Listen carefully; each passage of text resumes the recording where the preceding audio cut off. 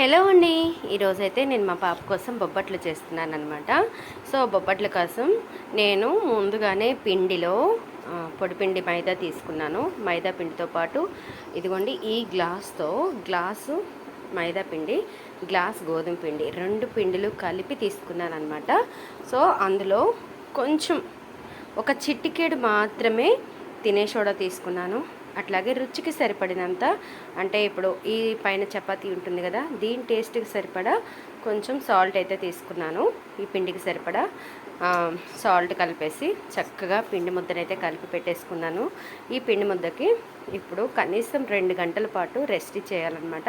So దీని మొత్తం కొంచెం ఆయిల్ అయితే అప్లై చేసేసి ఏదైనా తడి క్లాత్ వేసేసి దీనైతే నానబెట్టేద్దాం.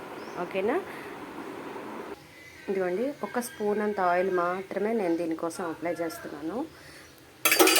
ఇదేంటి అంటే పిండి ఎల్లారిపోకుండా ఉంటుందన్నమాట. సో దానికోసం పిండికి ఇలా అప్లై చేసేసుకొని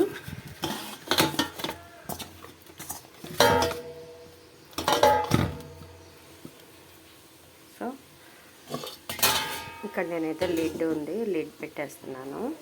కుక్కర్లో పచ్చిశనగపప్పు అయితే నానబెట్టుకున్నాను బొబ్బట్ల కోసం. ఇది కూడా ఒక అరగంట గంట పాటు నానితే ఏంటి అంటే మనకి త్వరగా పప్పు ఉడుకుతుంది కదా. సో ఆ బొబ్బట్లో పెట్టుకునే పూర్ణం కోసం ఇది రెడీ చేసేస్తున్నాను. సో దానికోసం ఇదైతే నానబెట్టుకున్నాను. సో అది ఎలా చేస్తాను పప్పు పూర్ణం అనేది చూద్దరు కానీ.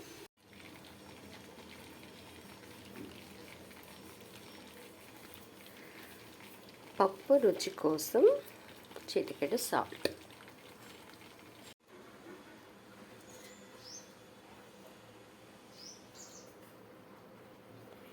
చూసారా పిండి ఎంత చక్కగా పిండి నానిపోయిందో, ఎంత సాఫ్ట్ ఉందో కదా.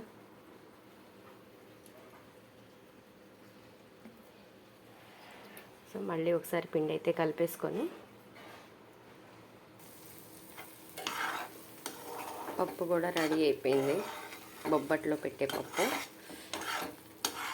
అసలు టేస్ట్ స్మెల్ అయితే మంచి స్మెల్ వస్తుంది. టేస్ట్ అయితే చూసేసాను నేను, చాలా బాగుంది. వేడివేడిగా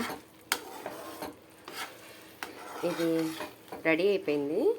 ఒక 10 నిమిషాలు పావు గంట కనుక చల్లారితే ఏంటి అంటే మనం ఉండలు చుట్టుకోవాలి కదా, అంత వేడి మీద అయితే తిప్పుకోలేము ఉండ. అందుకని ఇప్పుడు దీన్ని ఆరడానికి వదిలేద్దాం. చక్కగా నెయ్యి కూడా పైకి ఊరుతుంది. మళ్ళీ నెయ్యి వేసాను కదా, నేనేం చేశానంటే చక్కగా పచ్చిశనగపప్పు బెల్లం కలిపి ముందు మిక్సీ వేసేసాను. సో అది నేను చూపించలేకపోయాను.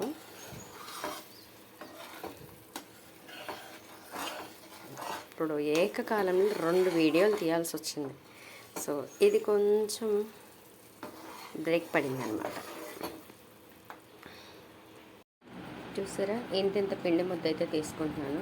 దీన్ని ఇలాగా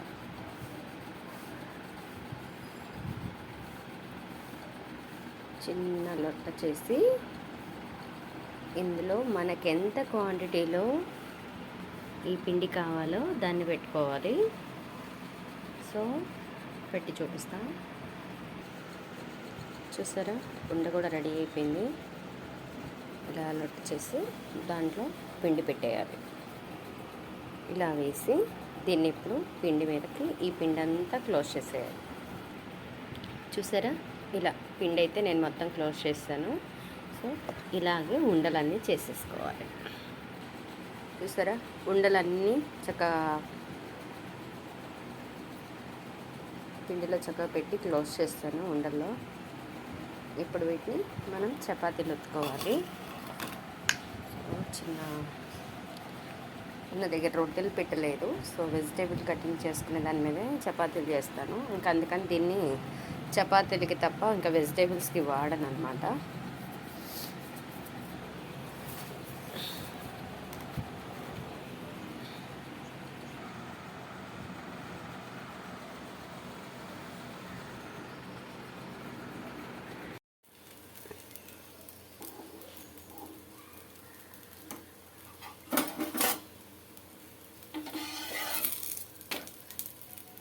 ఇక్కడ బొబ్బట్టు కాల్చడానికి నేనైతే నూనె వాడుతున్నానండి. నూనె కానీ నెయ్యి కానీ ఏదైనా తీసుకోవచ్చు మనం. నేనైతే ఇక్కడ నూనె తీసుకుంటున్నా. ఎందుకు అంటే సమ్మర్ కదా, ఈ సమ్మర్లో ఏంటి అంటే ఎక్కువ నూనె వాడడం వల్ల, అదే నెయ్యి వాడడం వల్ల బాగా దాహం ఎక్కువైపోద్ది.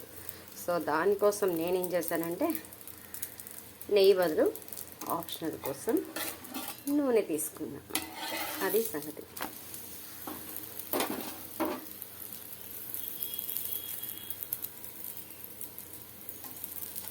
సూపర్ కదా.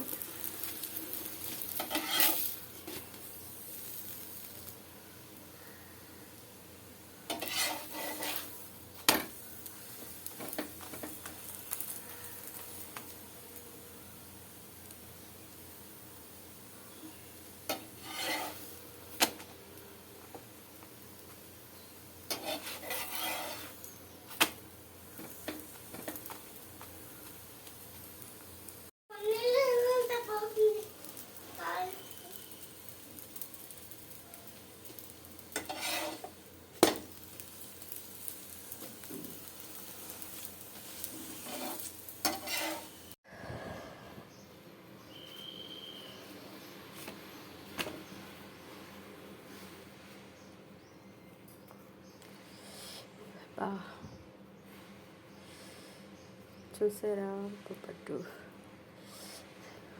కాలిపోతుంది చెయ్యి. తినండి ఫ్రెండ్స్ బొబ్బట్టు.